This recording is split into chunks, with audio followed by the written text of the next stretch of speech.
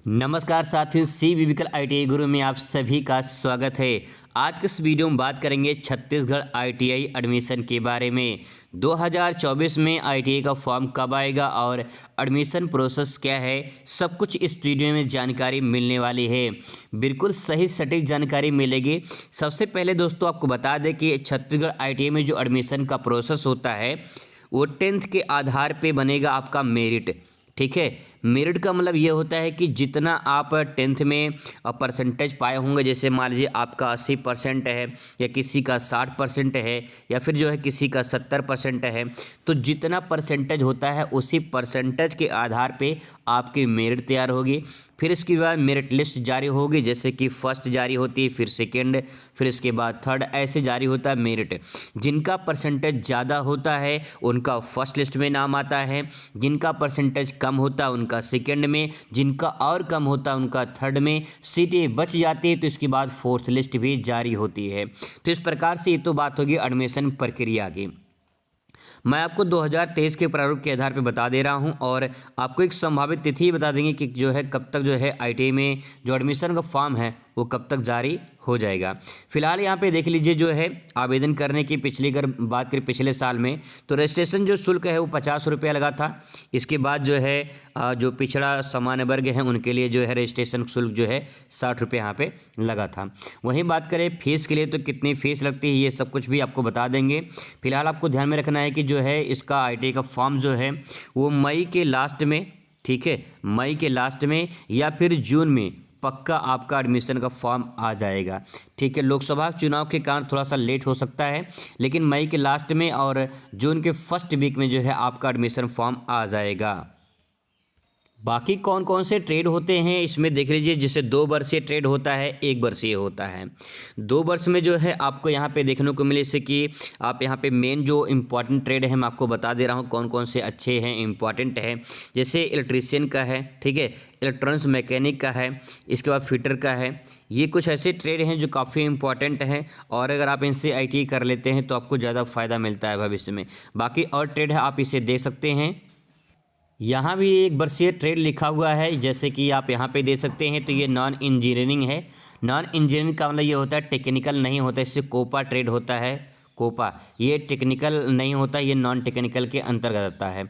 ऐसे ही fashion design बहुत सारे ट्रेड है यहाँ पे दिए गए हैं, आप इनको देख सकते हैं और जो है इनका स्क्रीनशॉट ले सकते हैं। बाकी मैं समय समय पे आपको बहुत कुछ बताता रहूँगा।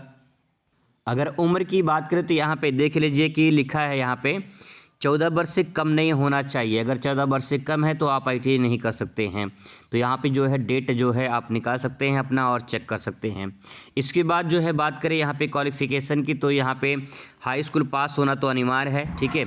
इसके बाद अगर आप 10+2 हैं तो आप कर सकते हैं, उससे दिक्कत नहीं होगा, लेकिन आपकी मेरिट हाई स्कूल के आधार पर ही बनेगी। जब आपका ITI में एडमिशन होगा तो कितना फ़ीस लगेगा अब यहाँ पे आप दे सकते हैं। देख लीजिए, प्रशिक्षण शुल्क जो 6 महीने का है, 6 माह और 1 वर्षीय के लिए 1000 रुपये है और 2 वर्षीय के लिए जो है यहाँ पे 2000 रुपये प्रशिक्षण शुल्क लगता है।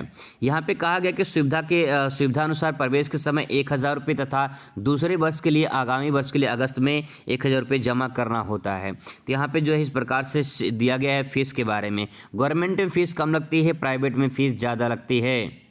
यहाँ पे देख लीजिए आपका कहा गया है कि जो है मेरिट के आधार पे प्रवेश प्रक्रिया का चयन होगा। मतलब कि जो है मैंने पहले जो बताया था कि आप 10th के आधार पे जो है उसी के आधार पे मेरिट बनेगी और फिर इसके बाद जो है आपका नाम आता है तो आपका ITI में एडमिशन हो जाएगा। एक इम्पॉर्टेंट जानकारी आपको और बता दें कि यहाँ पे देख लीजिए प्रवेशित परीक्षार्थियों के देय छात्रवृत्ति, यानी अगर आपका ITI में एडमिशन होता है तो यहाँ पे लिखा गया है कि औद्योगिक प्रशिक्षण संस्थानों में परीक्षार्थियों को गरीबी रेखा के आधार पर छात्रवृत्ति 300 रुपये प्रति माह प्रदान किया जाएगा। तो अगर आप जो है गरीबी रेखा के नीचे आते हैं तो 300 रुपये प्रति माह जो है आपको यहाँ पे दिया जाएगा। वही बात कहा गया है, ये छात्रावासी जो प्रक्रिया में जो आपको मिलेगा इसमें 450 रुपये प्रति माह है, जिसमें से 70 रुपये विभाग के द्वारा दिया जाएगा और जो है आपको अनुसूचित जाति जनजाति के विभाग के द्वारा 380 रुपये आपको दिया जाएगा। टोटल मिला के 450 रुपये आपको यहाँ पे मिलेंगे। यहाँ पे दिया गया गैर छात्रावासी में जो है 300 रुपये प्रति माह में विभाग द्वारा 70 रुपये और अनुसूचित जनजाति विभाग द्वारा जो है 330 रुपये आपको यहाँ पे प्रदान किया जाएगा। इसके बाद दोस्तों आपको बता दें कि यहाँ पे नीचे भी दिया गया है कि जैसे कि जो है यहाँ पे 300 रुपये प्रतिमाह संस्था के द्वारा जो प्रशिक्षण जो है मतलब कि जो परीक्षार्थी हैं उनको 4% के आधार पर प्रदान किया जाएगा। तो ये तो बात होगी शुल्क के लिए, ठीक है।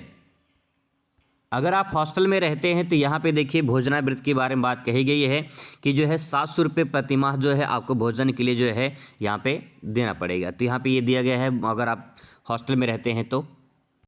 बाकी दोस्तों अगर आपको कोई डाउट है तो आप कमेंट कर सकते हैं, आपका जवाब दिया जाएगा। जैसे कोई फॉर्म आता है, मतलब फॉर्म जैसे आएगा आपको सूचित किया जाएगा। और एक ही बात बताएंगे कि कैसे आप ITI में एडमिशन करा सकते हैं, सरकारी कॉलेज कैसे आपको मिलेगा।